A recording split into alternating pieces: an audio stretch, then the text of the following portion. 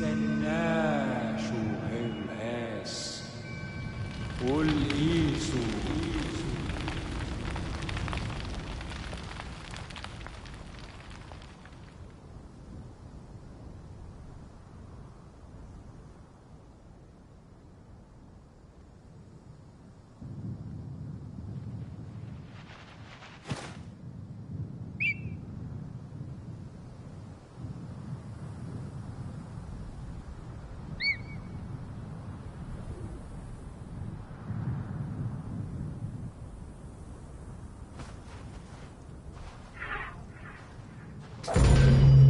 Welcome to The Origin of the Pyramid.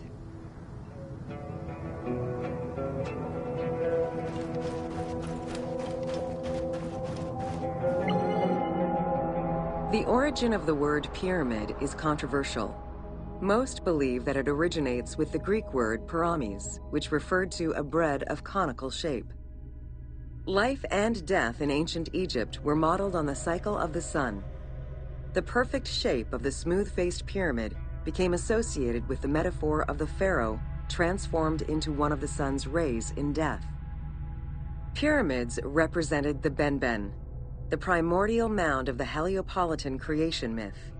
These stories permeated every aspect of Egyptian life to a greater or lesser extent.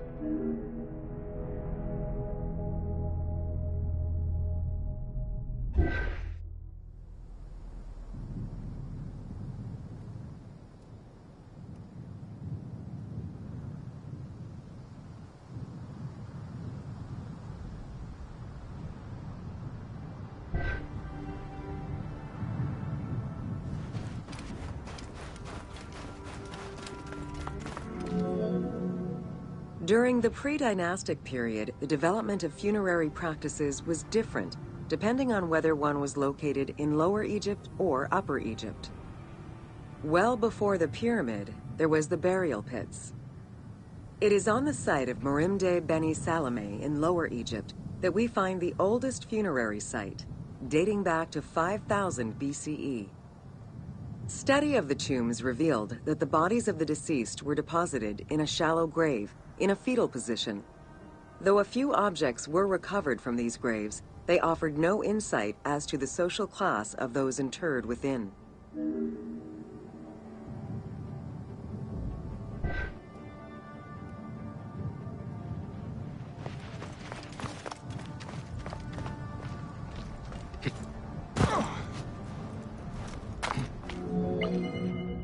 In Upper Egypt, pre-dynastic practices are easier to study, but reveal more complex funerary rites.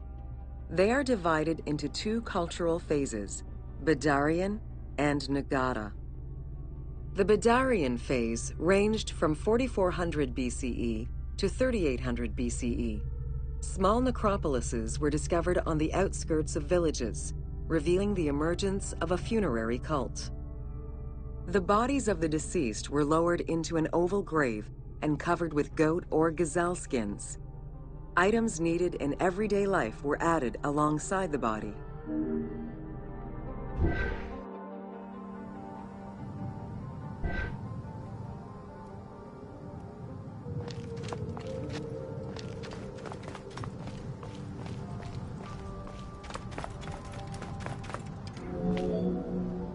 During the three Nagata periods ranging from 4000 BCE to 3510 BCE, funerary practices evolved in complexity. The shape of tombs changed from oval to rectangular, mimicking the homes of the living. The size of the burials increased and funerary items became more stylized and numerous.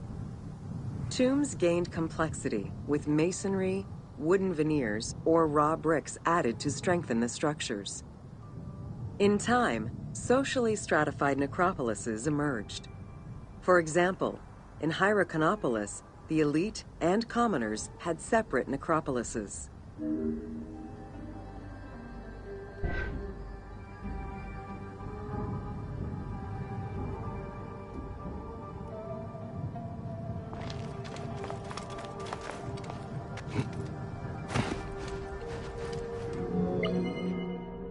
The term mastaba, meaning massive bench in dialectal Arabic, refers to a form of funerary architecture that was present in Egypt from the Archaic period to the Middle Kingdom. An evolution of the burial pit, mastabas were generally composed of two parts. A structure was built above the ground in the form of a massive rectangle with stepped walls, and a subterranean burial chamber was located underneath. Smaller mastabas often surrounded the much larger tomb of the king. These generally held the remains of the king's relatives and courtiers.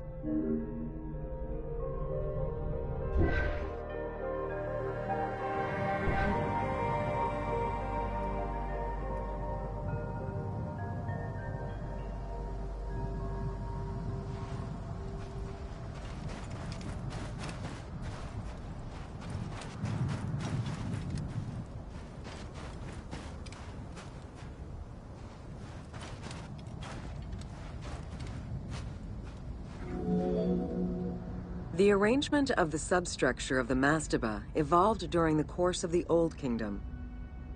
From the 5th dynasty onwards, mastabas often featured multi-roomed substructures, with sometimes up to 30 rooms. Also, the quantity and quality of decorated surfaces increased noticeably, as well as the number of statues found within.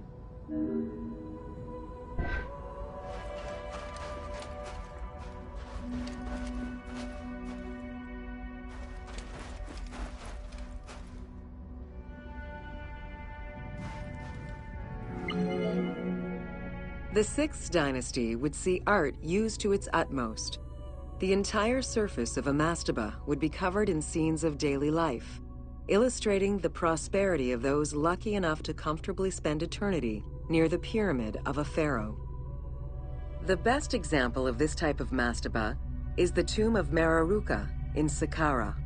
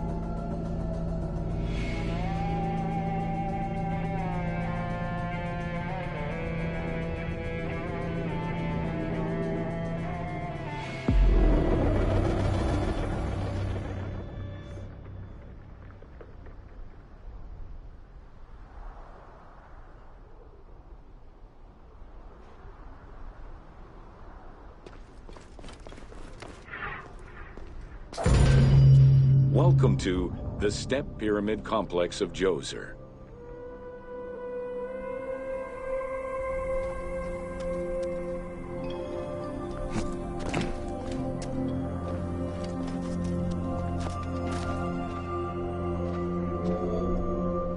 The Step Pyramid is at the center of an enclosed complex, comprised of temples, models of palaces, and artificial constructions, all built for the afterlife of Pharaoh Djoser. The funeral complex itself covers 15 hectares and is located on the highest point of the Saqqara Plateau. It's clear from the elaborate detail and scale of the complex that this was a technological marvel of its time. The only fragment of information regarding the design plans of the complex was discovered on a section of stone containing an architectural sketch of a vault.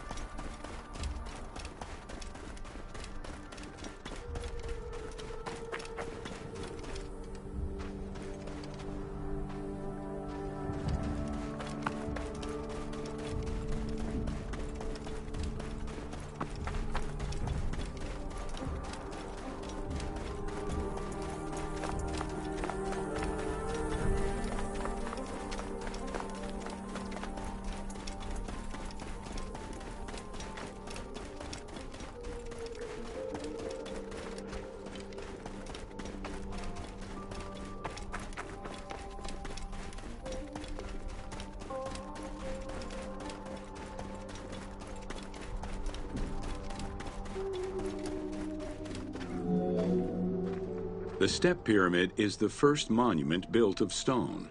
Standing at 60 meters high, it was the tallest of its time. Built 4,700 years ago, it was originally intended as a mastaba, which was a flat-roofed rectangular tomb. Its famous architect, Imhotep, may have felt this was too humble for the great Pharaoh Djoser and began to add the steps.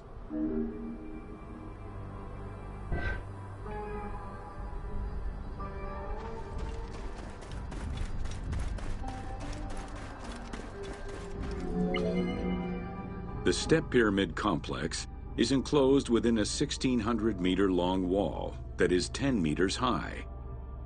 This large wall was made out of white limestone and oriented along the north-south axis.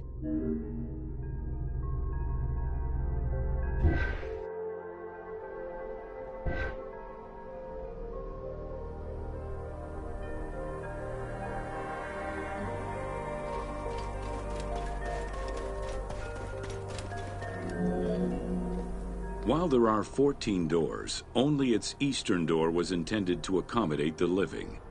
The remaining false doors were built as portals for the king's Ka to pass through. Along with false doorways, the walls were designed with bastions and steeples resembling a defensive wall. The positioning of these design elements suggest that they were related to the Hebset festival.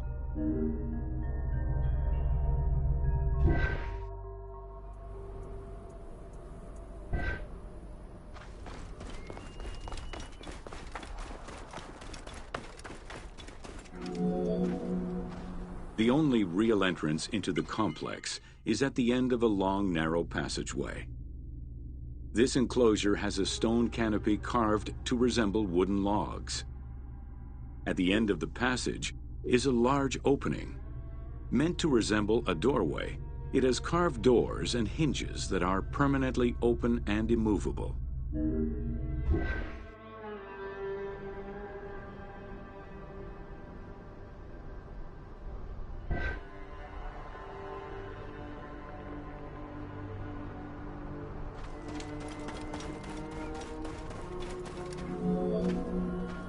The corridor is lined with 20 pairs of columns up to 6 meters high, built by stacking stone drums.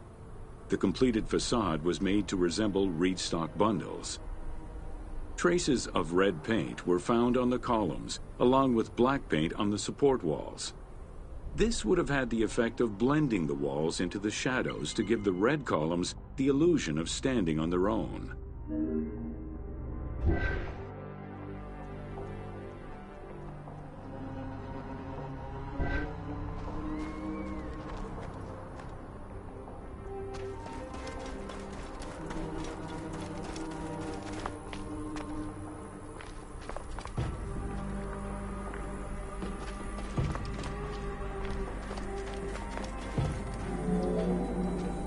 Chambers are located on either side of the columns and are thought to be chapels representing the provinces of Upper and Lower Egypt. According to some Egyptologists, the arrangement of the rooms may be symbolic of jurisdiction and judgment.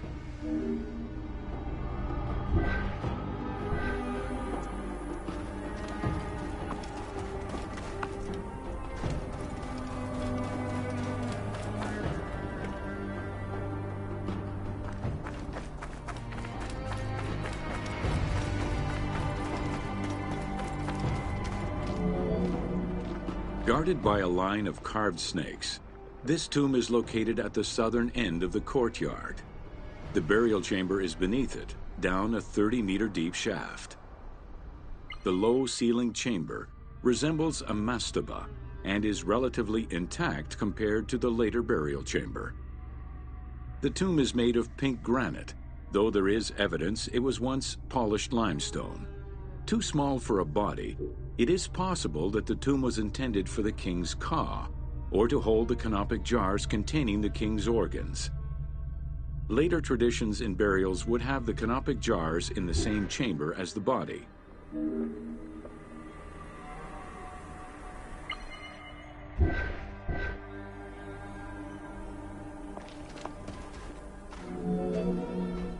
A polished limestone staircase leads west from the tomb to underground apartments. Some of these rooms were intended to accommodate the king and his family in the afterlife. Many large jars of pottery were found, including some that still had deposits of beer, milk, and oil inside them. The false doorways are decorated with reliefs of the king taking part in rituals. In these reliefs, he is seen carrying agricultural tools, running, and performing a ritual for the reanimation of the deceased.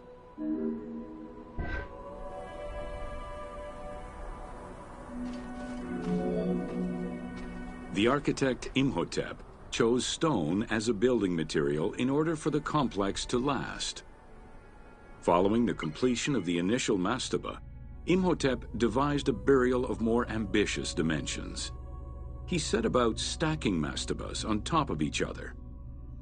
Evidence shows that the pyramid was enlarged twice by additional cuts into the steps, eventually reaching 62 meters in height and 121 meters by 109 meters at its base.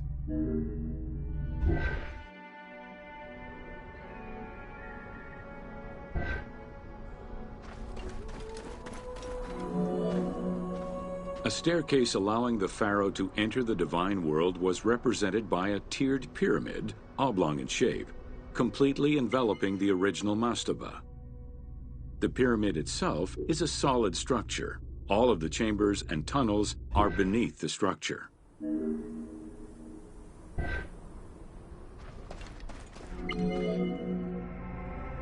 Pharaoh Djoser the Sacred was the founder of the Third Dynasty.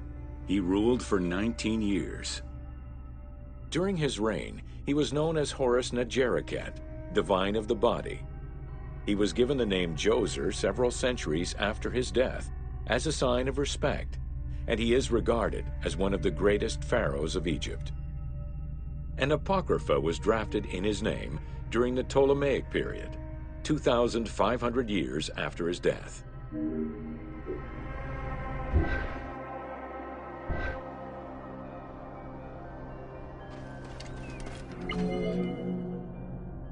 Djoser was associated with the sky god Horus in his human form. A plinth near the step pyramid is inscribed with his name and associated with Horus. He was the first to reside in Memphis, making it the central hub of government for the region. Djoser was known to have built many temples and monuments before the complex at Saqqara. The Funerary Complex was the first of its kind and would mark Djoser's greatest architectural achievement.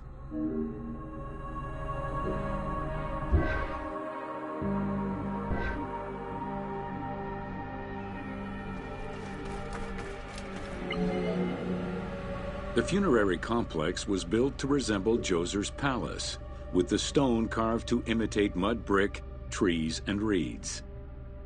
Creating these details and softer textures in hard stone would have been a time-consuming, labor-intensive task. Much of the complex is designed to accommodate the Hebsed festival, allowing the king the ability to affirm his rule even in the afterlife.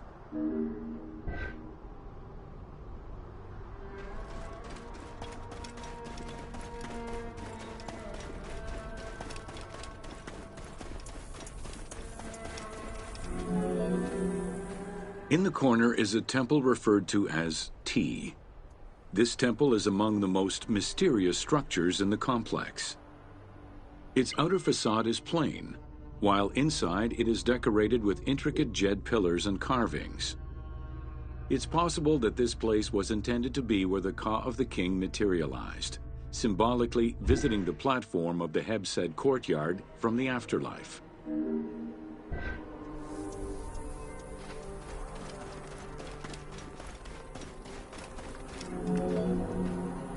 The Hebsed festival enabled the pharaoh to maintain universal order and renew godly powers.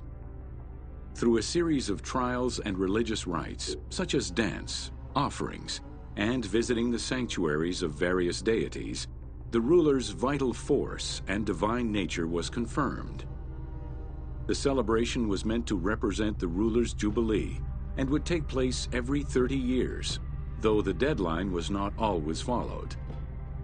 The earliest known ritual dates from the First Dynasty.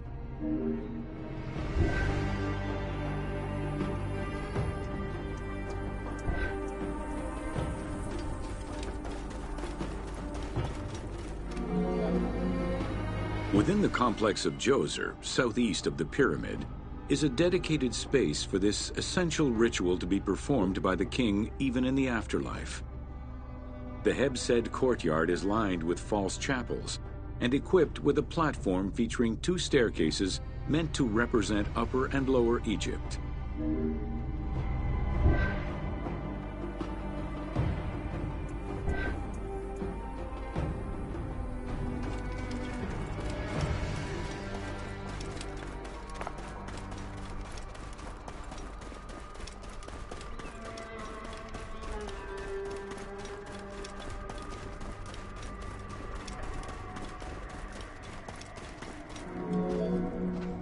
Located in the courtyard, the 2 pavilions are believed to represent the palaces of Upper and Lower Egypt. Rectangular in shape, the 2 replica structures face one another. Their facade is similar to the chapels of the Hebsed ceremony, with column crowns carved to look like falling leaves. Because Queen Hetep-Hernepti and Princess Inetkas's names were discovered on a stela near the pavilions, it is thought that these funerary chapels were intended for them.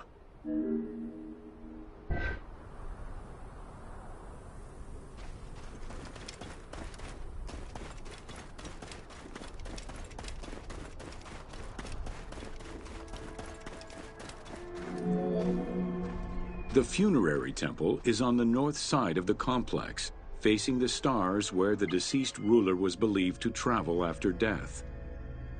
Within this temple was the pharaoh's serdab, or cellar. It is a small, enclosed space with one wall sloped to match the first step of the pyramid.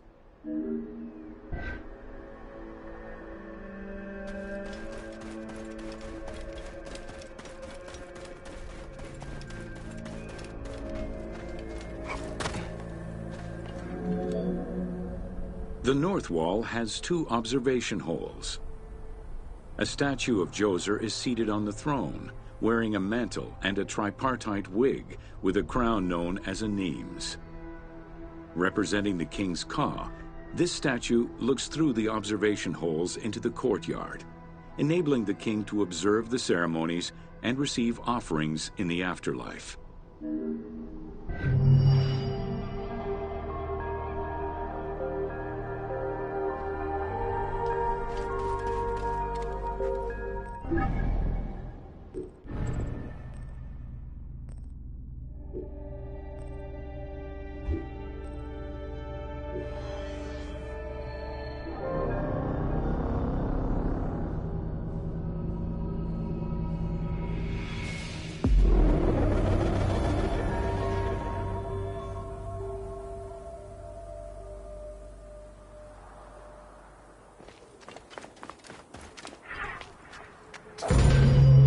Welcome to Inside Djoser's Step Pyramid.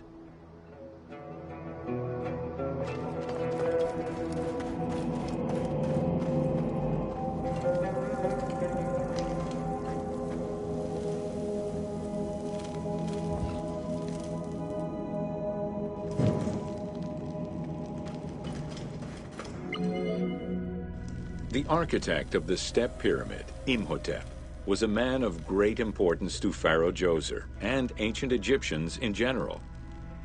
The base of a statue of Djoser, discovered in 1926, celebrates Imhotep as a carpenter, sculptor, stonemaker, and chief of the seers.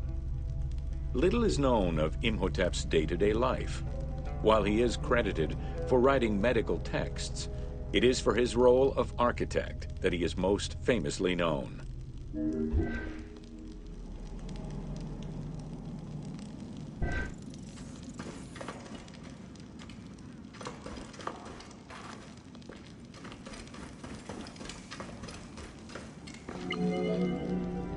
From the design of the pyramid to the elements within the complex itself, Imhotep set out to create something that would immortalize his king. An architectural achievement, the step pyramid was made from stone blocks instead of mud brick. It was the first time Egyptians built a monument of that height. Imhotep explicitly intended for the stone to reflect natural materials. The funerary complex of Djoser remained famous throughout the centuries and millennia, and its great architect, Imhotep, was deified by ancient Egyptians during the late period.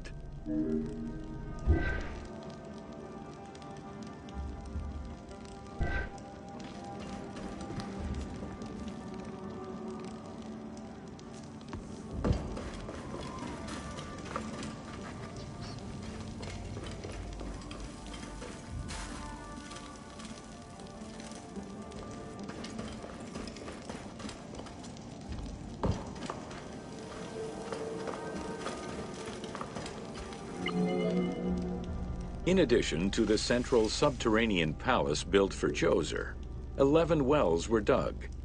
Each went to a depth of 33 meters and connected with a horizontal gallery extending for about 20 meters. The first 5 galleries were intended for members of the royal family.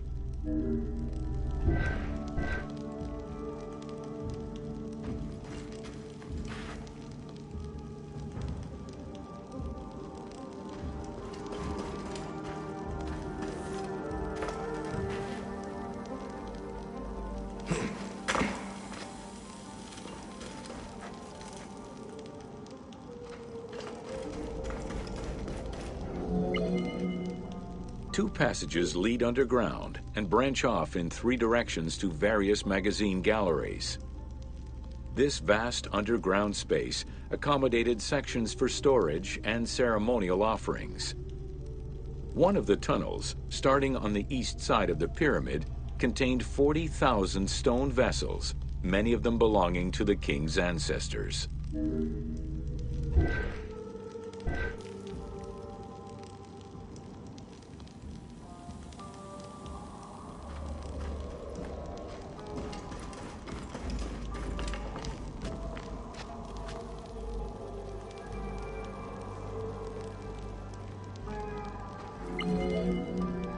The burial chamber of Djoser is located at the bottom of a 28-meter deep central shaft.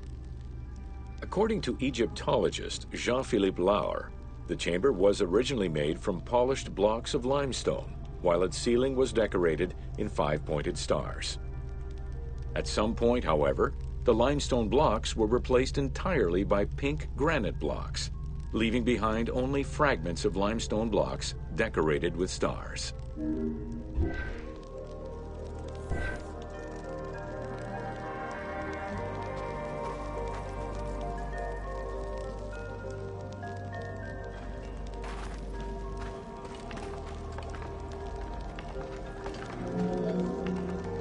At the foot of the chamber are many tunnels going in all directions.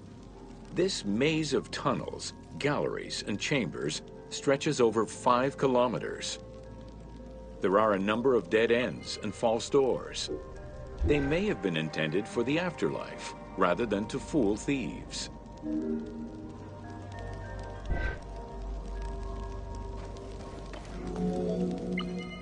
Unlike the Great Pyramid of Giza, or Menkaure, the Pyramid of Djoser does not have any extra openings dug out by thieves. There was no need for them. Because of the easy access into the tunnels and along the corridors, thieves had little trouble clearing out the temples once inside. It is unknown when the mummy of Djoser was stolen. All that remained was a left foot, found by French Egyptologist Jean-Philippe Lauer in 1934. This architect, who devoted his whole life to meticulously exploring the complex, believed it belonged to Djoser.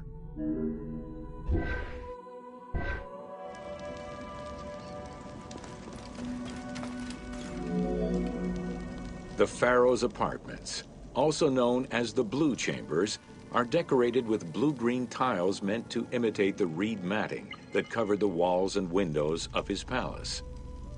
The stone is carefully curved and painted to look like the rolled mats of open doorways and curtains.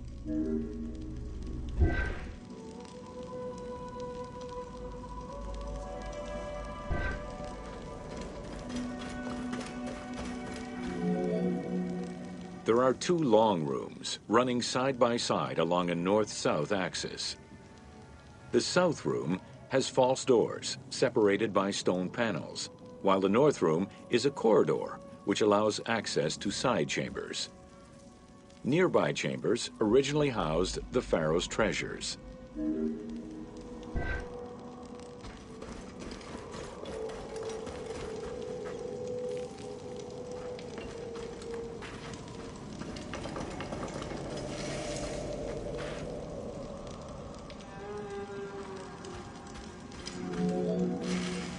The door frames are made of fine limestone and carved with the king's name.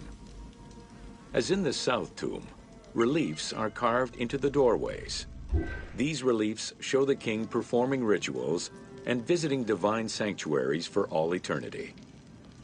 Their interiors are fictive additions made by the team to add to the wonders of the tomb. It is clear from the elaborate detail and scale of the complex that this funerary monument was a technological marvel of its time.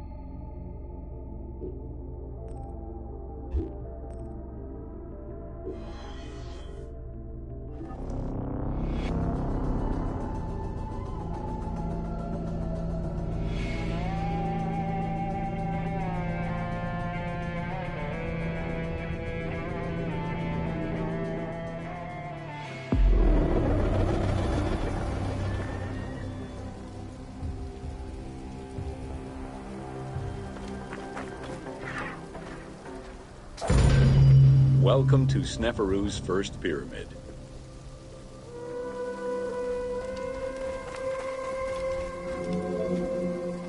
With the long reign of Sneferu, the first king of the 4th dynasty, the most brilliant and creative period began for the construction of funerary monuments in Egypt. Funerary monument design moved from the step pyramid to the smooth-faced pyramid, testament to the evolution of the practices of construction. The first attempt at this design was the Pyramid of Meidum.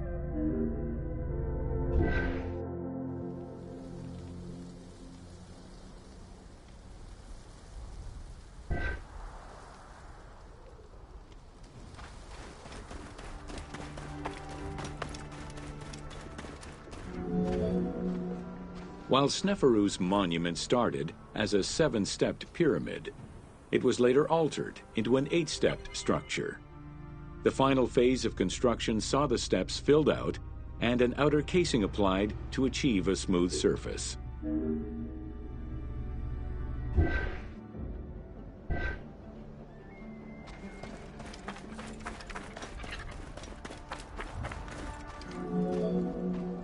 The smooth dressing of the walls did not provide sufficient bonding, however, and the outer casing did not rest on sound foundations. As a result, the bases of the 4 outer buttress walls gave way, causing the walls to slide down and collapse.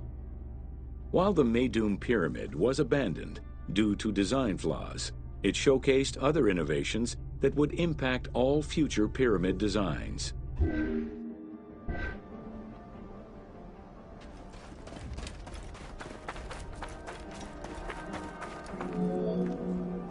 As well as the smooth sides, it was the first time a ceremonial pavement was built, leading from the valley to the temple of the pyramid. Another innovation was that of the funerary chamber, which was no longer at the bottom of a well, but rather above ground level. This change signaled the beginning of the 3-bedroom system.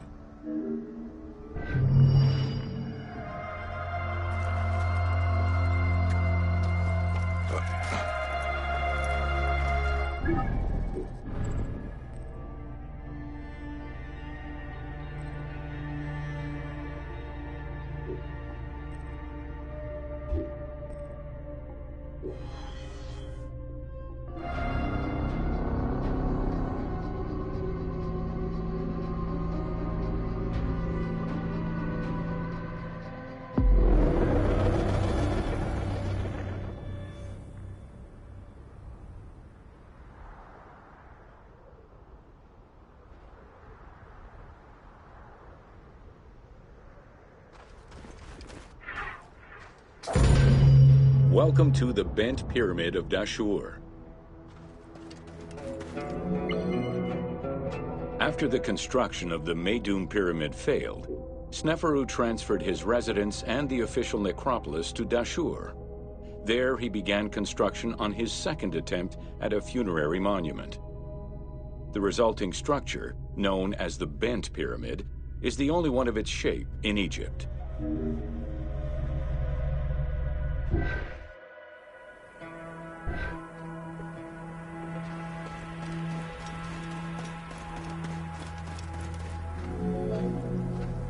Though the pyramid also proved unstable and was abandoned, it marked a technical and architectural breakthrough.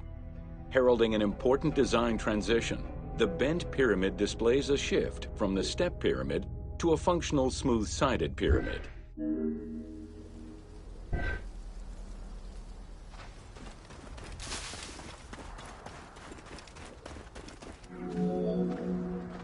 The Bent Pyramid was unique in having two separate entrances, one on the northern face and another on the western face. The chamber of this pyramid was too small for a human burial. It was probably meant for the burial of a statue designated to house the Ka, the vital spirit of the deceased king.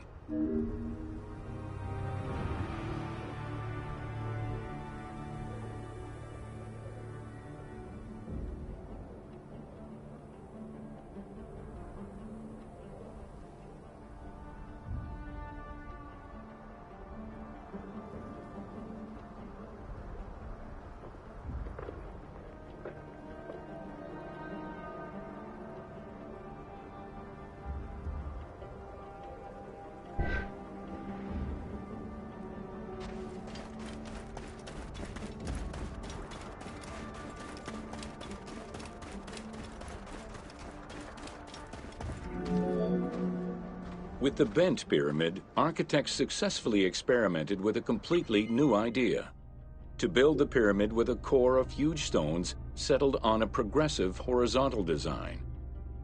This way, each construction phase could be completed in a single stage, allowing the architect complete control over every design element.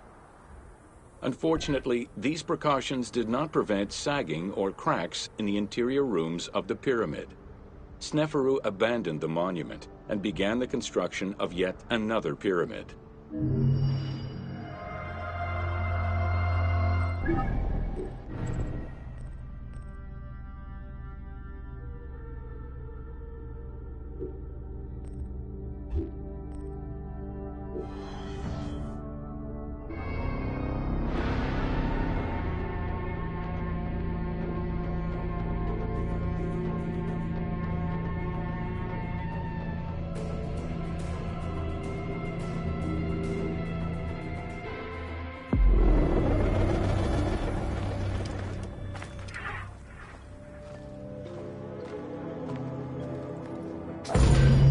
Welcome to the Red Pyramid of Dashur.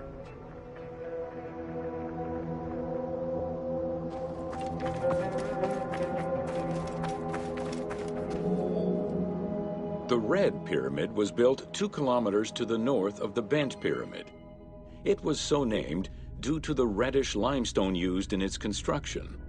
The Red Pyramid reached a height of 105 meters. While the ground level of the Red Pyramid is lower than that of the Bent Pyramid, its height is virtually the same. The task of making the pyramid a geometrical, true flat-face pyramid brought about yet another new design concept: the use of casing blocks.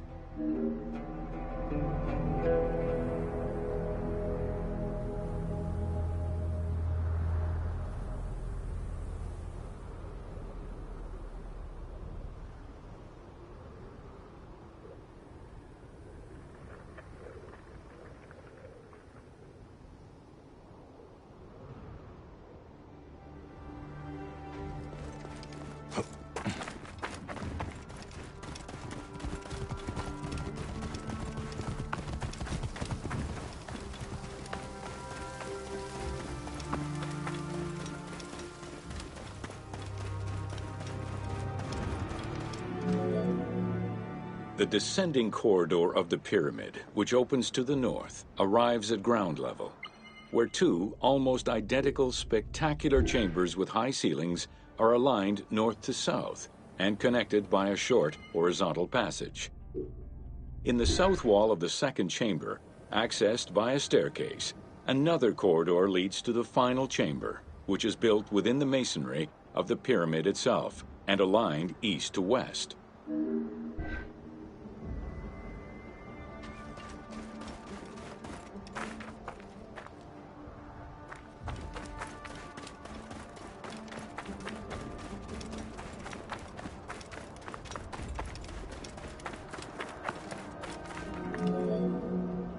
The annexes of the Red Pyramid consist of a small funerary temple located to the east.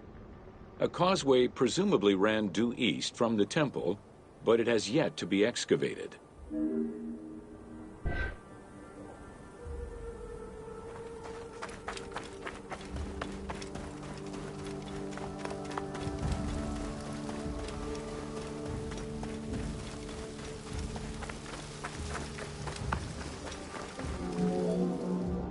The Red Pyramid was structurally sound, and once finished, marked a remarkable design milestone.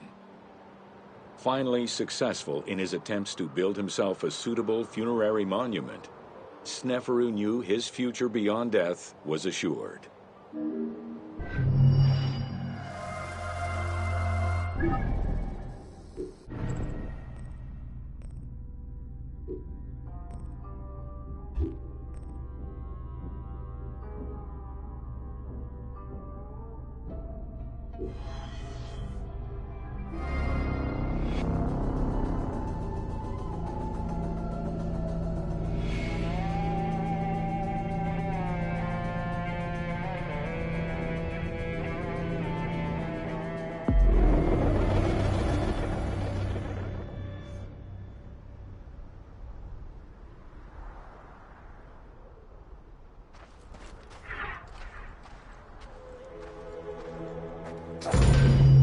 Welcome to Pyramids of the Middle Kingdom.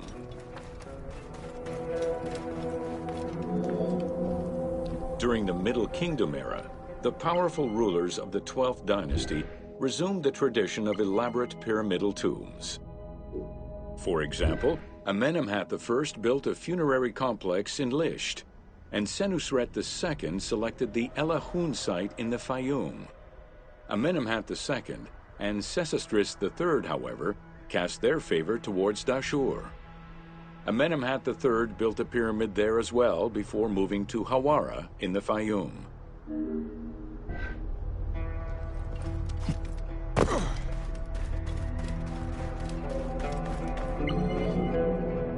The plundering of tombs in troubled times prompted the architects of the Middle Kingdom to devise increasingly complicated means of security during construction. As such, while the architectural plans of the Hawara pyramid were simpler than the one at Dashur, the means used to protect it from looters were much more elaborate. Beyond the use of blind passages and concealed trapdoors, the architects relied on a system of stone slabs, which were slid into place at the end of construction. These massive stone slabs were meant to permanently block the passageways leading to the funerary chambers.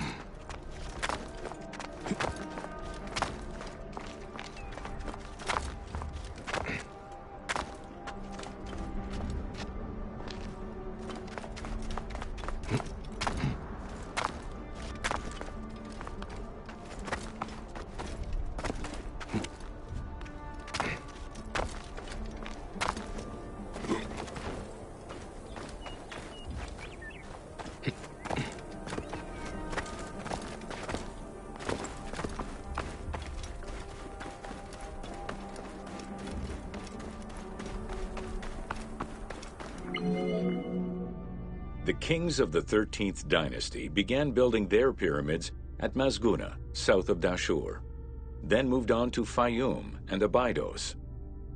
The kings of the 17th dynasty, however, satisfied themselves with crowning their cave tombs with small pyramids of raw brick. The kings of the 18th dynasty gave up the shape of the pyramid as a royal tomb entirely. They chose a mountain with a pyramidal shape in the Valley of Kings and dug their graves there.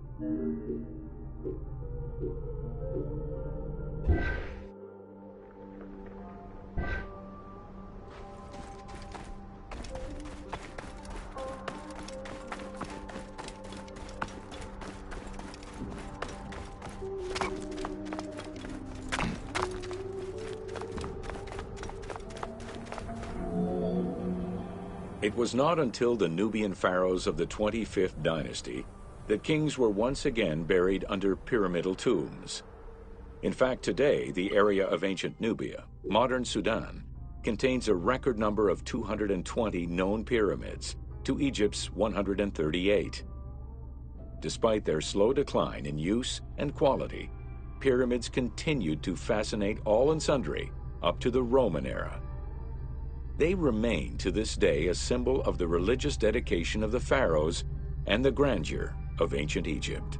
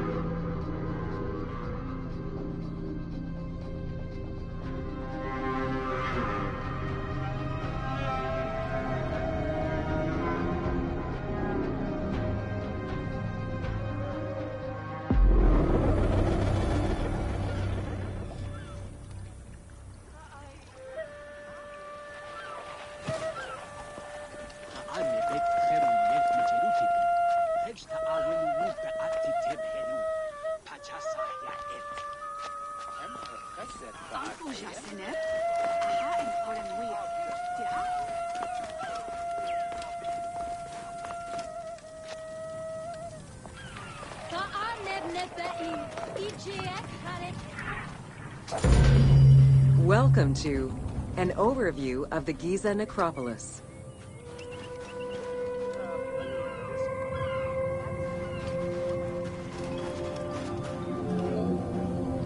The Giza Plateau is located on the west bank of the Nile and was considered by ancient Egyptians as the domain of the dead. The pyramidal complexes found there were built over the span of 3 generations, during the reign of Khufu, Khafre, and Menkaure.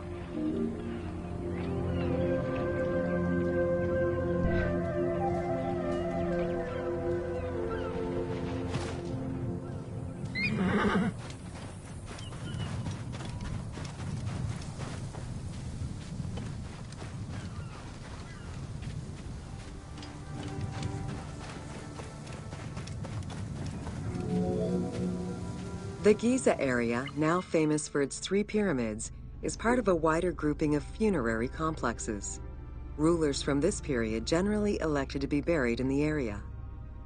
The focal point of the entire region was the city of Memphis, chosen as the capital of Egypt at the beginning of the Old Kingdom.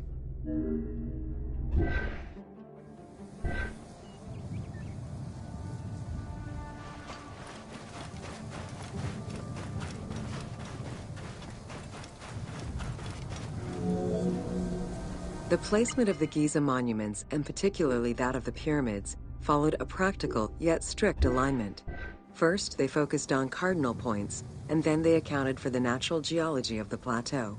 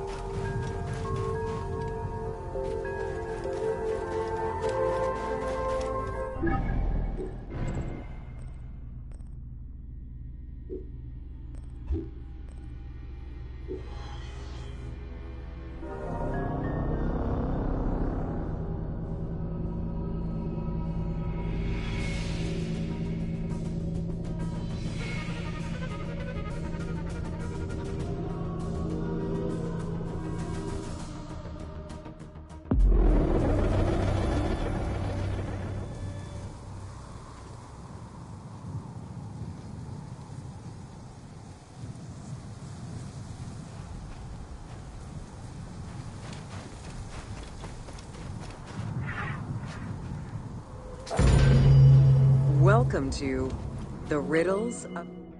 A sphinx was originally meant to be a personification of the king. The human head, wearing pharaonic regalia, was fused with the body of a lion, thus sharing the qualities the powerful animal possessed, namely its power, the swiftness of its attack, and its majestic authority. By these very virtues, it was also considered a symbol of protection. Unsurprisingly, statues of sphinxes could be found along the dromas, protectors of the path taken by the gods to reach the temples.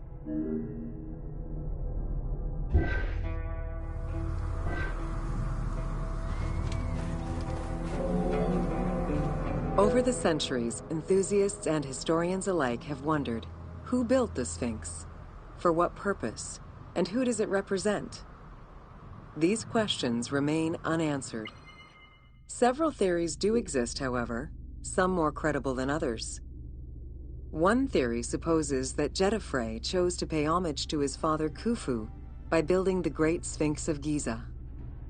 The stone temple on the eastern face of the Sphinx would have been added later on by his brother and successor, Khafre, in order to strengthen the divine worship of their father. It would be the first Egyptian temple oriented with the sun.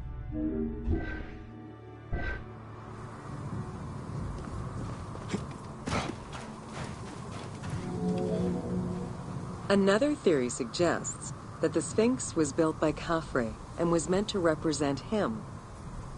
The arguments to support this hypothesis are based on the fact that the limestone beds used for the main work of the Temple of the Sphinx are geographically and architecturally similar to the Valley Temple of Khafre. Some believe that Khufu himself built the Sphinx, which was later finished under his successors, Djedefre and Khafre. These arguments are based on the stylistics of the engraving, the typology of the nemes, and the absence of a beard at the time of construction.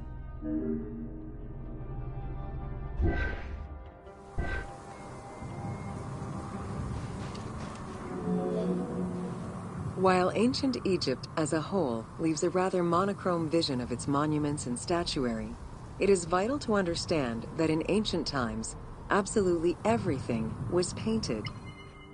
The sun, eating away at the pigments of the colors, the sand, the climate, and the implacable impact of time, unfortunately destroyed the glorious colors of the Sphinx of Giza. Documents from an Arab Egyptologist of the 12th century, Abd al-Latif al-Baghdadi, indicate that traces of red were still visible in his time. Today, however, the only color that remains are traces of red close to the ears of the Sphinx, as well as hints of blue and yellow on the nemes, traditional colors for that type of headdress. The pigments for the color red were man-made, obtained by mixing different products such as clay, quartz sand, and very finely crushed hematite.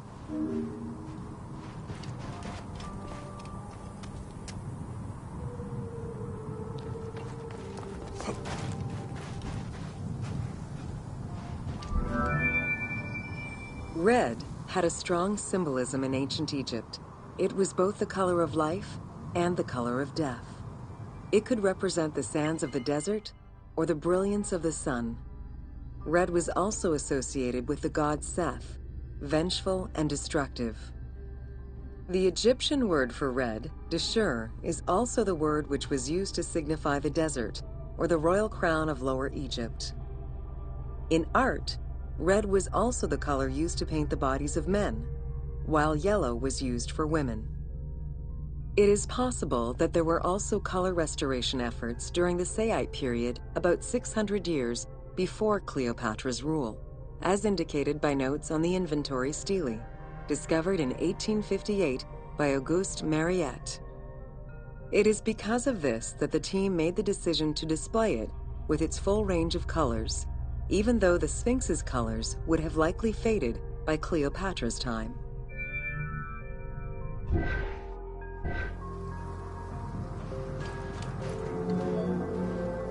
Dating from the 4th dynasty, approximately 2600 to 2500 BCE, the Great Sphinx of Giza is the oldest and largest sphinx that we know of. Carved from a natural limestone outcrop, the Sphinx measures 19.8 meters in height, 73.2 meters in length, and 14 meters in width.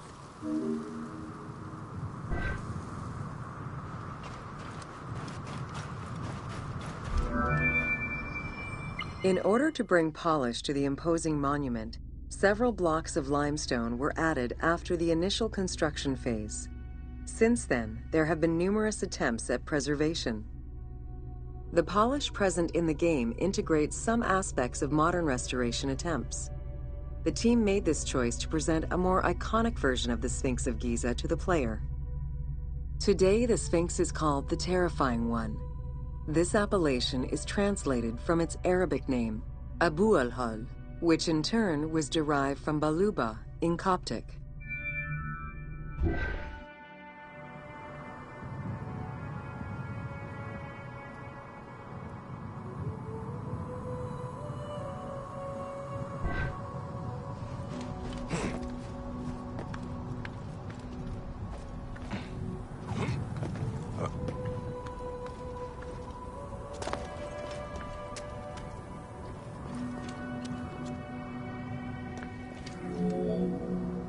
The Sphinx as a whole was carved in situ from a natural stone promontory.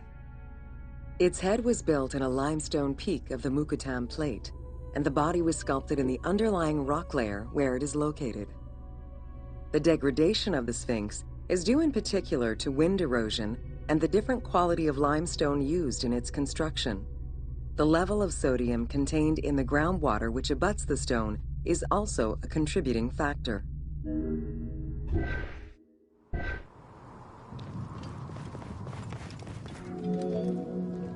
The natural bedrock is seen through the oblique natural strata of the Sphinx's body that are similar to the surrounding limestone.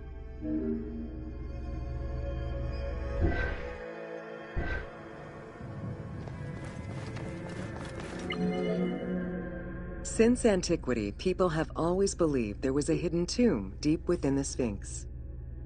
It is thought that attempts to plunder the Sphinx began as far back as the First Intermediate period. Since then, numerous attempts to pierce the Sphinx's secrets have been carried out, leaving indelible scars upon the monument.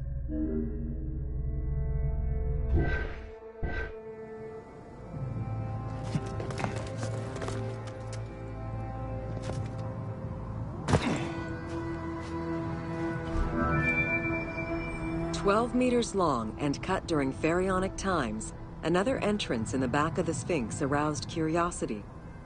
Although Thutmose IV attempted to seal it off, it was possibly reopened by treasure hunters.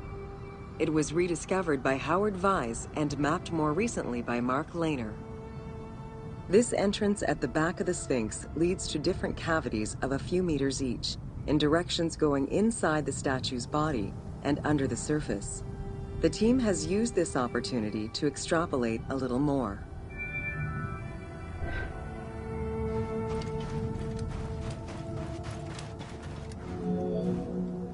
While there have been no major discoveries pertaining to the Sphinx of Giza in recent years, theories and hypotheses continue to emerge. Without validation provided by archaeological sources, however, they remain unsubstantiated.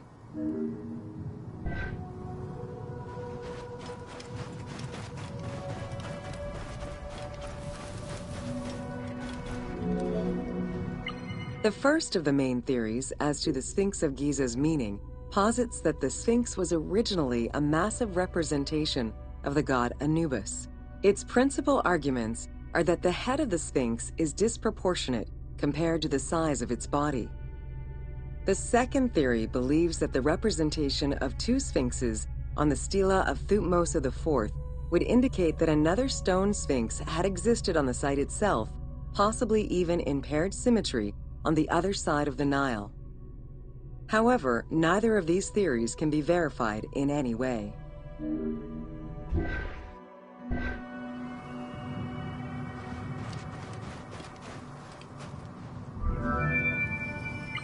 Several scientific projects using new technologies have been put in place in the past decades. The most important was led by Mark Lehner and his team, who specialize in the study and survey of the Giza Plateau. including the Sphinx site. The mapping made it possible to see the materials used to construct the Sphinx, analyze the different layers of erosion, and figure out the most fragile areas to protect. After a few attempts at giving the Sphinx artistic proportions, the team instead decided to use photogrammetry mapping to faithfully reproduce the proportions of the Sphinx.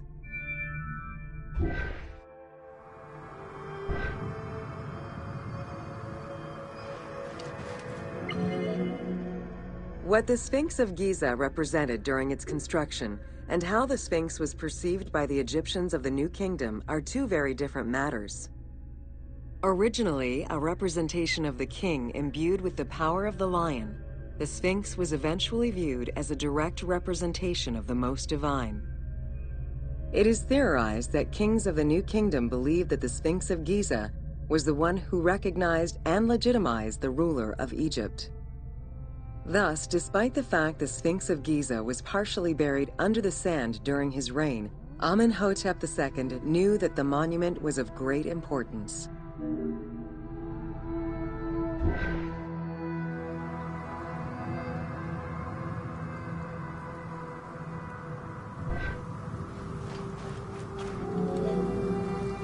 Amenhotep II built a second temple dedicated for the Sphinx as Horamakhet to pay homage to Khufu and Khafre, his predecessors. It became a common habit for this dynasty to spend time with their royal courts at the Sphinx. Its sanctuary became known as Setepet, the Chosen.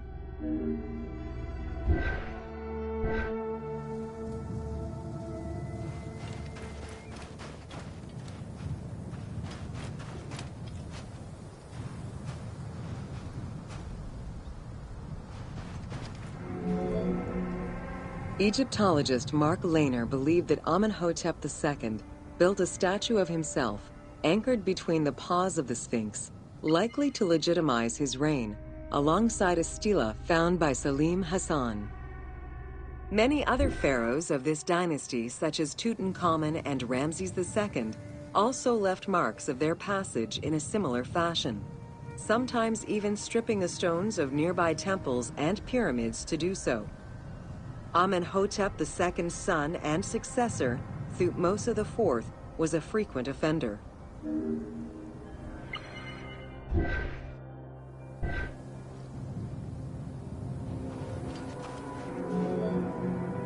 While sleeping between the Sphinx's paws, the future Thutmose IV saw in a dream the god Horamakhet proclaiming his coming accession on the throne of the two lands. This was, of course, on the condition that he remove all of the sand covering the Sphinx, which stood guard as the personification of the god, and should thus never be engulfed by the sands of the desert.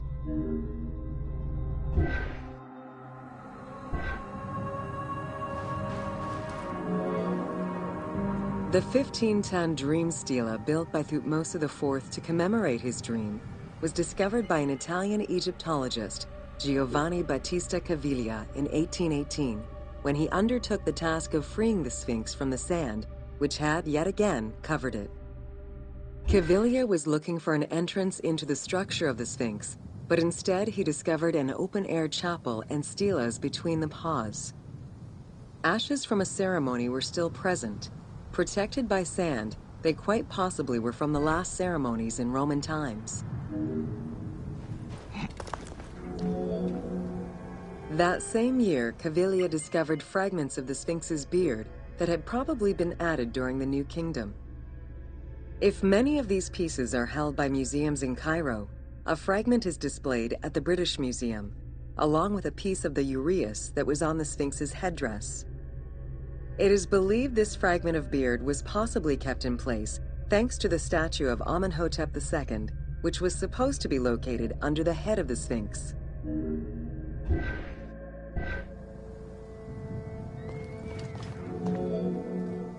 A popular cultural legend purports that the nose of the Sphinx of Giza was lost during the time of Napoleon Bonaparte to the cannon fire of French soldiers in training. However, engravings from before the time of that campaign already depicted the Sphinx without a nose, indicating that it had been removed before the French campaign.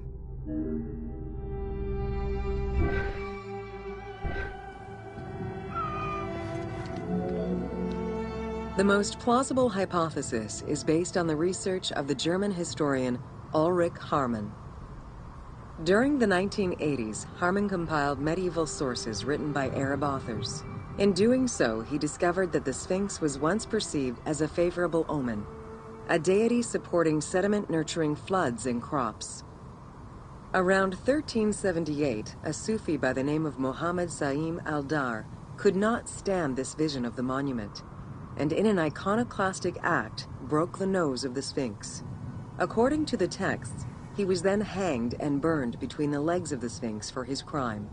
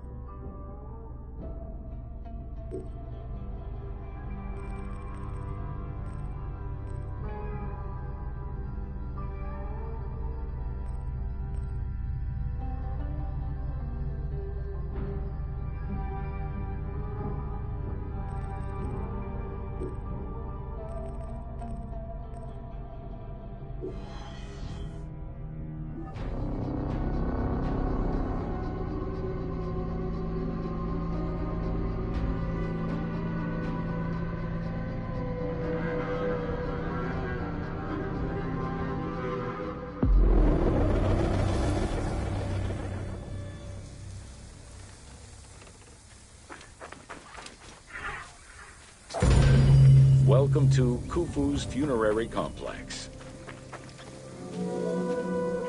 The Valley Temple was the first architectural component encountered when one entered the Funerary Complex.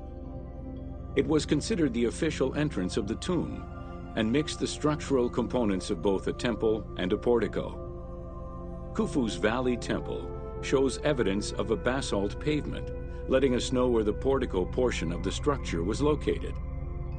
Such a partition is believed to symbolize both the subterranean and solar aspects of the afterlife.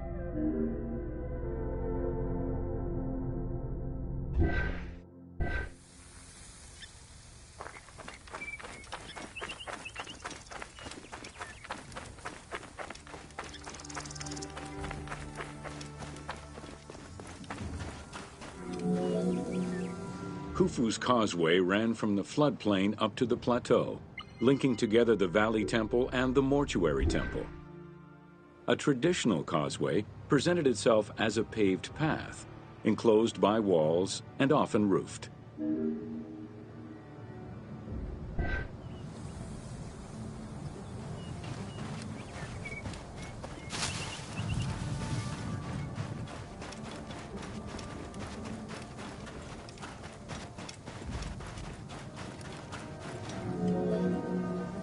Fragments discovered by archaeologists indicate that the walls in Khufu's causeway, one of the longest known to us, were decorated with carvings and possibly paint. Depictions show a great variety of themes: stars on the ceiling, accompanied by scenes of battles on the walls. Other engravings depicted the creation of the complex by illustrating craftsmen at work.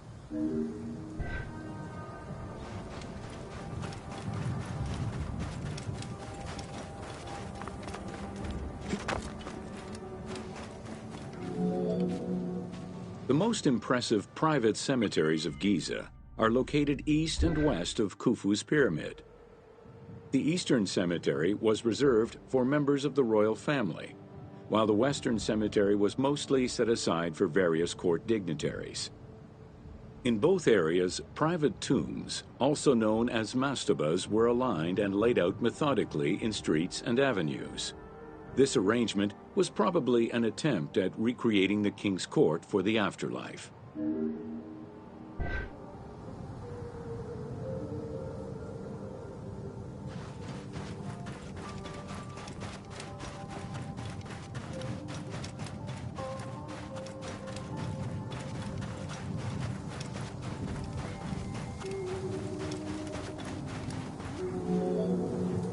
To the east of Khufu's pyramid reside three smaller constructions, the three Queen's Pyramids. A sloping passage led from the ground surface to a burial chamber, cut out of the bedrock and lined with masonry. If it seems quite certain that these monuments were intended for Queen's burials, the identity of the original occupants is hard to assess.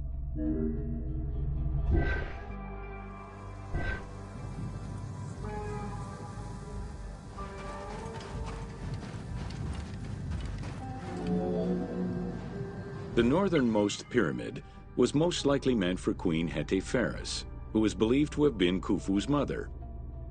However, in 1925, her actual tomb was discovered nearby by accident.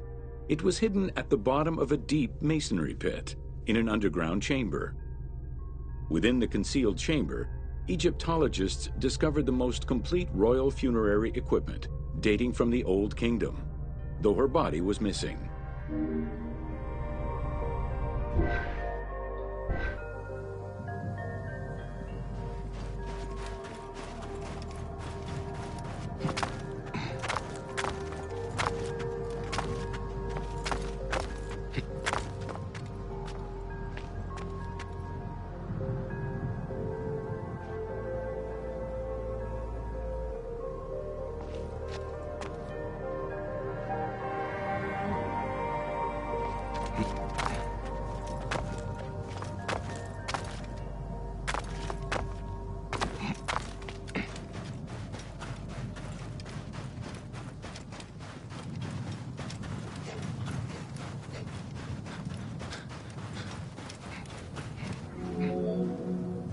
Within the vicinity of Khufu's pyramid, Egyptologists have uncovered 7 boat pits. The exact function of such boat-shaped pits remains unconfirmed, though one can easily conjecture that it was symbolic in nature. The boat pits being located at the eastern side of the pyramid, at the precise spot where the resuscitated king was supposed to reappear, could constitute evidence to support such an assumption.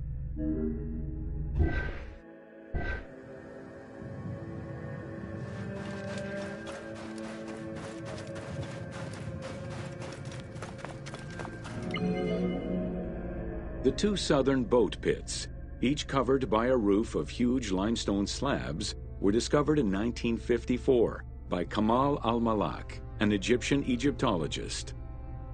Only one of them had been opened. 1,224 boat parts made of cedar wood were retrieved one by one and patiently reassembled by the master restorer Ahmed Youssef. This process took 28 years. Youssef worked by following lines of mortise and tenon joints and by stitching parts together with vegetable ropes, all in order to keep the design as authentic as possible.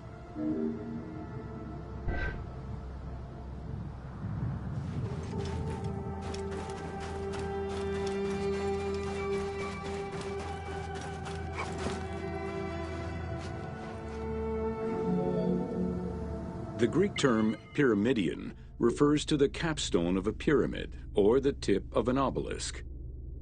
In ancient Egyptian, both components were called ben-ben. This word was also used for a specific kind of food, a cone-shaped offering made of bread. The Pyramidion was intended to be a miniature reproduction of the pyramid, making it equal to the monument itself in symbolic importance.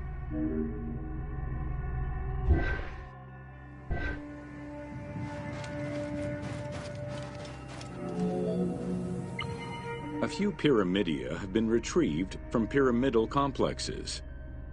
The earliest, found in Dashur, is undoubtedly a good example of Old Kingdom's pyramidia. It is made of limestone and has no inscriptions. Some engraved pyramidia were recovered from private funerary chapels. Their inscriptions all related to the solar symbolism of the Benben.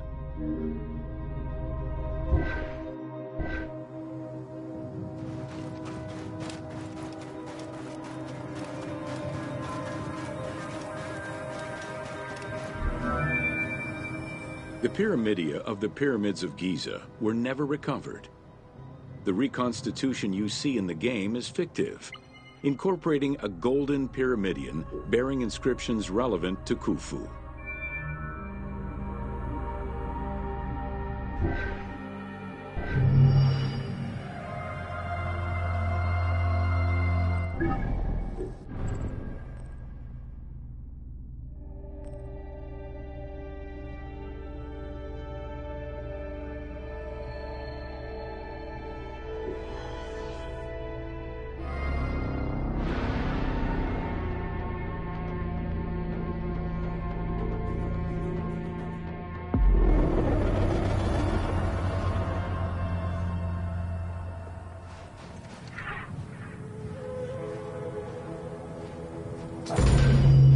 Welcome to Secrets of the...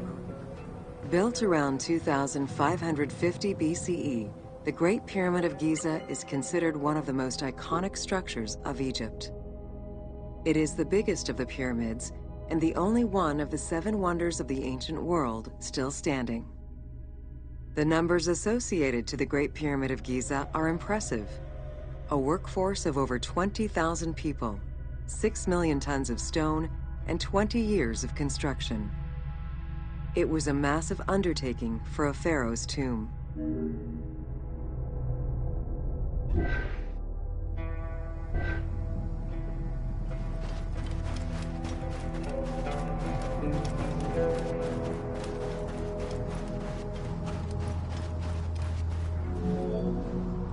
The construction of the Great Pyramid was also a display of power and opulence on the part of Khufu. It is part of the pharaoh's vast funerary complex, which also includes 2 temples, 3 satellite pyramids, a causeway, and a builder's necropolis. We can guess that the intent behind the construction of these monuments was Khufu's way of declaring himself one of the most powerful pharaohs to rule a unified Egypt.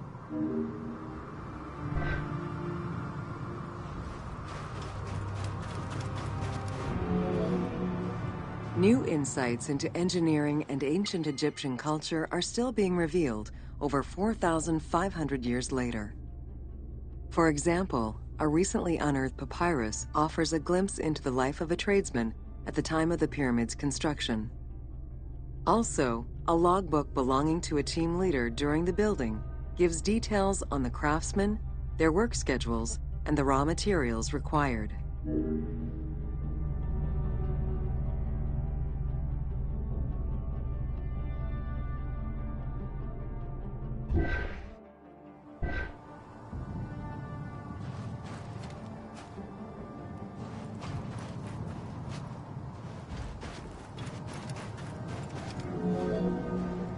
It is interesting to note that by Cleopatra's time, the pyramid's celestial purpose, its construction, and the function of its mysterious inner chambers was already unclear.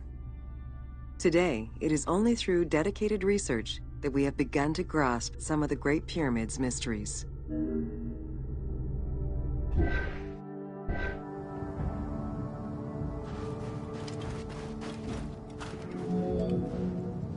The Egyptians had polished their design for centuries by the time work on the Great Pyramid began.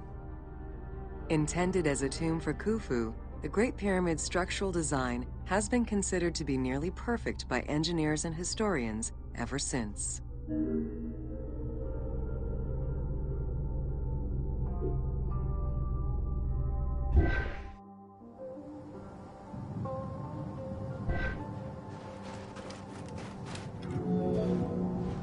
Precisely oriented north-south to the 4 cardinal points of a compass, the length of each side of the Great Pyramid at its base was 230 meters, and its original height was 147 meters.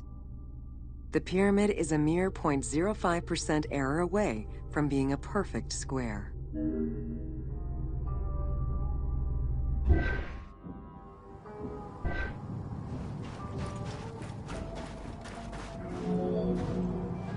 In order to achieve the shape of a true pyramid, the design required many considerations in the planning phases as well as precision during execution. It was especially critical that they control the angle of inclination on all sides at every stage of construction.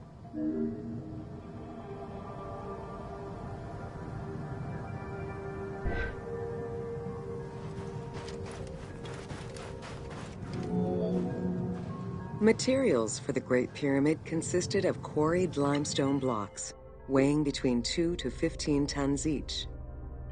The methods of moving these blocks into place is still debated by architects and Egyptologists. The precision of its design in an age with only soft metal tools, as well as the enormous scale of its construction, make the Great Pyramid one of the most impressive feats of human engineering.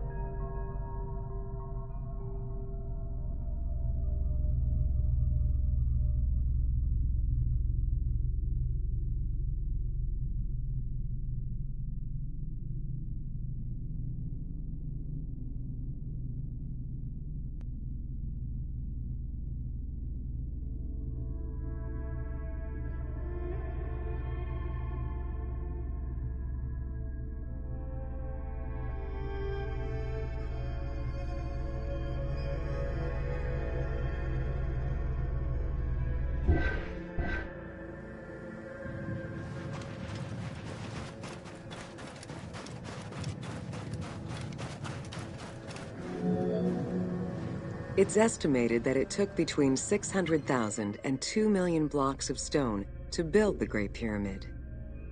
Experts calculate it would have required men to move 12 blocks every hour around the clock for 20 years to place the 2.3 million stones the monument is made of.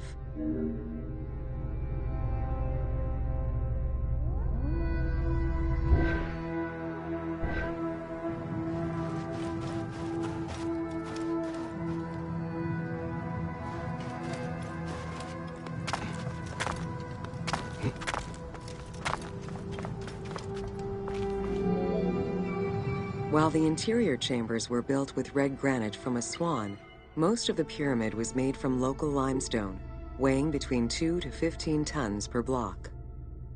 There is debate on how the pyramid stones were moved into place. Recent research is exploring the idea that it was built around a large interior ramp.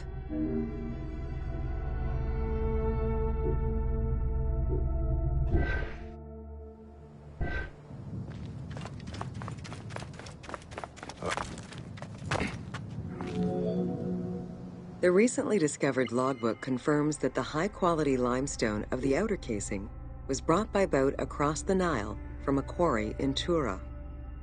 Once complete, the smooth white polished stone of the Great Pyramid would have reflected the sunlight like a beacon, earning it the name the Horizon of Khufu.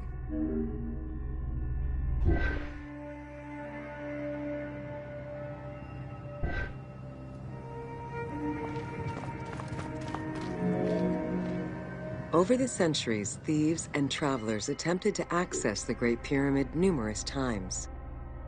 Ancient writings describe details of its interior, proof that some made their way within, though who gained entrance first and when is unknown.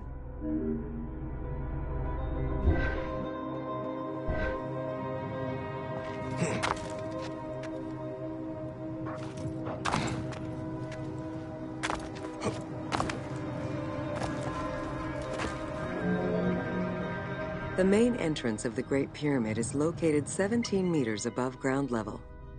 It faces north, likely in order to align with the North Star. Though the entrance passageway had been discovered in antiquity, Any further access into the Great Pyramid was stopped by massive vertical slabs of rock.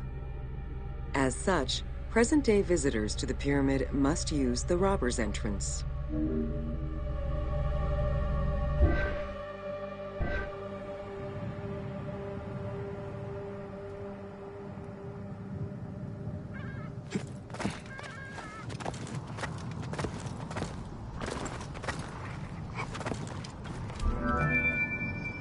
The robber's entrance is reported to have been opened in the 9th century by Caliph al-Mamun. In search of treasure, the Caliph had his men dig their way inside the Great Pyramid. The most likely scenario is that they enlarged a corridor which had been created by tomb robbers during antiquity. As such, this is how the team can justify access to this wonder.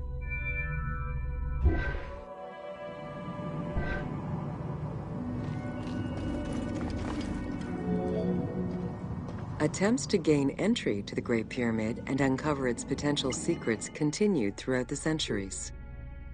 In the 19th century, the belief that another entry existed at the south side resulted in a hole being blasted into the pyramid's side, with no results for the damage that was done.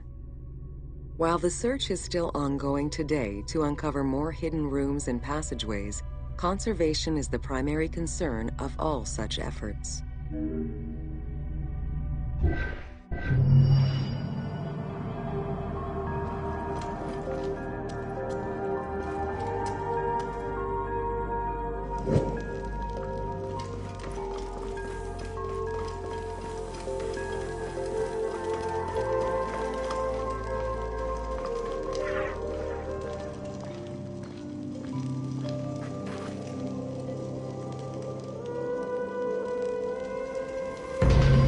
Welcome to the Great Pyramid of Giza, Upper Chambers. At the entrance of the ascending passage are 3 granite flagstones estimated to weigh up to 25 tons each. They were used to protect the Great Pyramid from thieves. Undaunted by the granite blocks, the thieves simply dug into the softer limestone around them, thus creating the robber's entrance.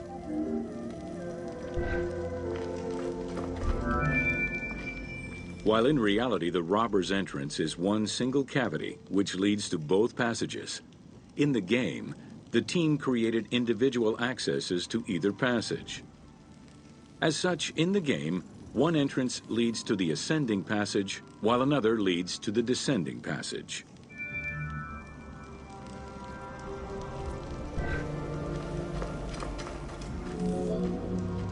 The ascending passageway of the Great Pyramid provides a direct path into the Grand Gallery and is accessed 30 meters from the entrance along the descending corridor. Both corridors have similar dimensions and are designed with the same 26-degree incline.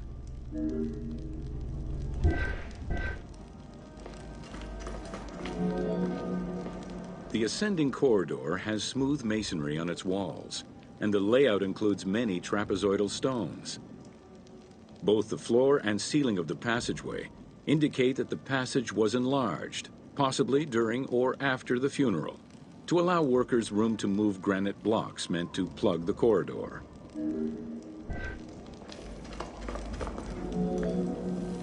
The Grand Gallery's purpose is still debated among experts. It may have been intended to align with the stars, act as a buffer to protect the king's chamber, or simply to facilitate the transport of the granite blocks used inside the pyramid. Access to the Queen's chamber was at the beginning of the Grand Gallery.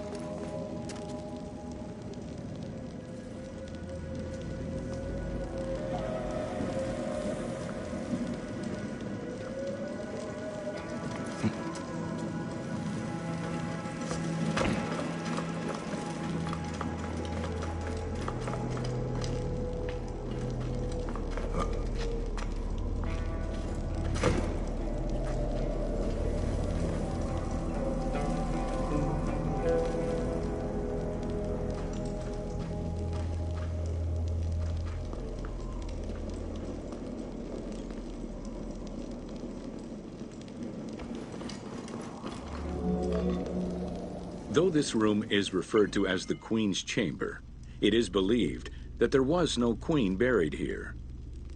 Based on their knowledge of earlier pyramids, Egyptologists believe it was more likely intended as the king's serdab, a chamber meant to contain the Ka statue, which would in turn house the king's spirit.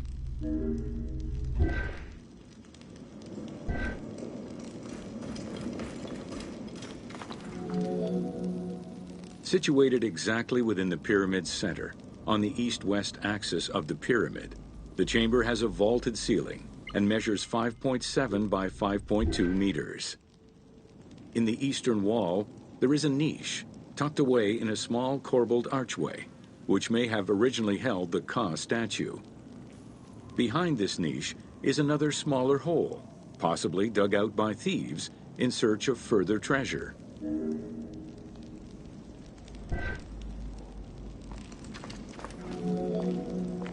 In the 19th century, two shafts were found running through the north and south walls.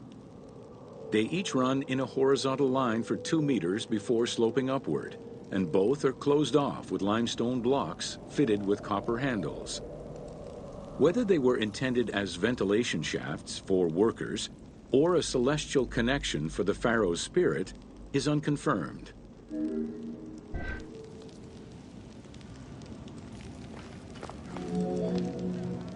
A recent scan of the room indicated the presence of an unknown cavity hidden behind the north face of the walls over the descending corridor. Further investigation is still ongoing to ascertain the nature of the anomaly, so as to avoid risking damage to the monument.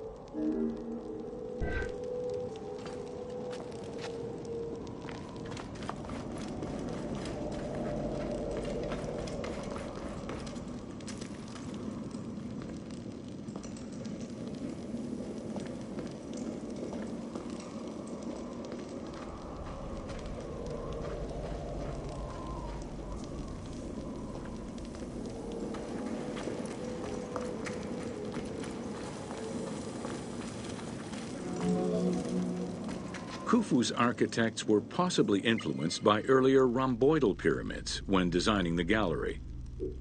It is the longest corbelled vault ever built, measuring 47 meters long and 8.6 meters high. The walls were made to taper inward, allowing for better distribution of weight.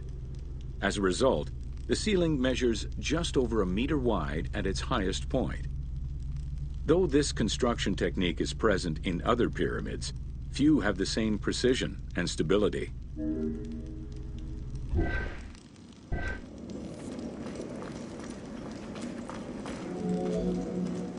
While the space is visually dramatic, the gallery seemed to serve a practical function, though what exactly remains uncertain. Still, the wall design was undoubtedly meant to contribute to the stability of the structure, and its floor may have helped workers move the materials. A channel runs along the middle of the room. A movable floor originally rested in this central recess. The raised benches on either side are equipped with slots that may have been used to help position the granite blocking stones.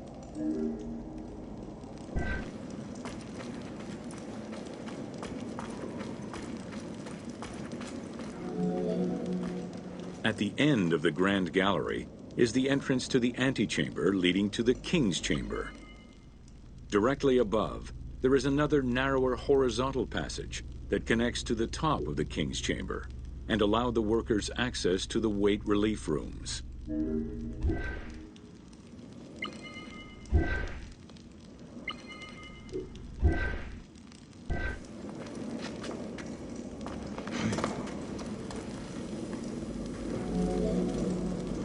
The far end of the Grand Gallery leads to a small antechamber with a portcullis, preventing access to the King's Chamber.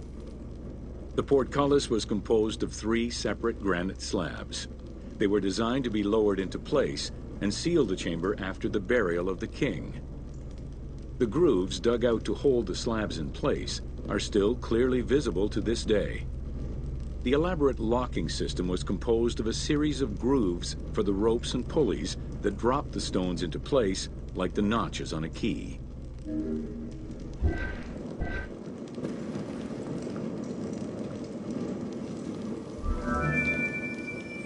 For the purposes of the game, the team elected to remove the portcullis slabs in order to grant the player access to the king's chamber.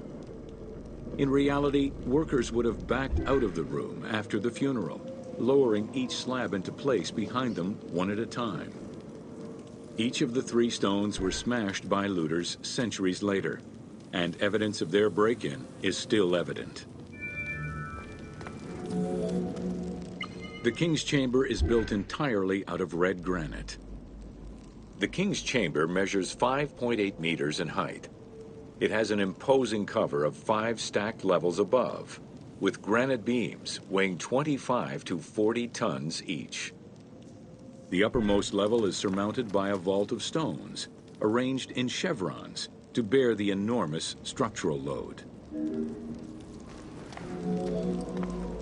As in the Queen's chamber, 2 shafts extend out from the room towards the north and south faces of the pyramid. They measure nearly 64 meters until they are blocked by copper-handled granite plugs.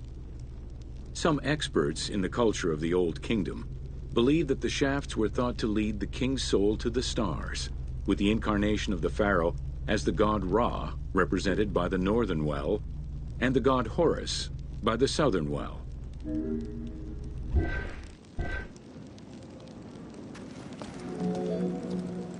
There is a granite sarcophagus at the west end of the room, but it is the concealed construction inscriptions left by workmen on the roof's stones which verify this as the resting place of Khufu. The sarcophagus was recorded as being empty when it was discovered, and its design indicates that there was once a lid in place. It's possible that this sarcophagus is only a cenotaph in memory of the pharaoh, but was never actually meant to receive the body.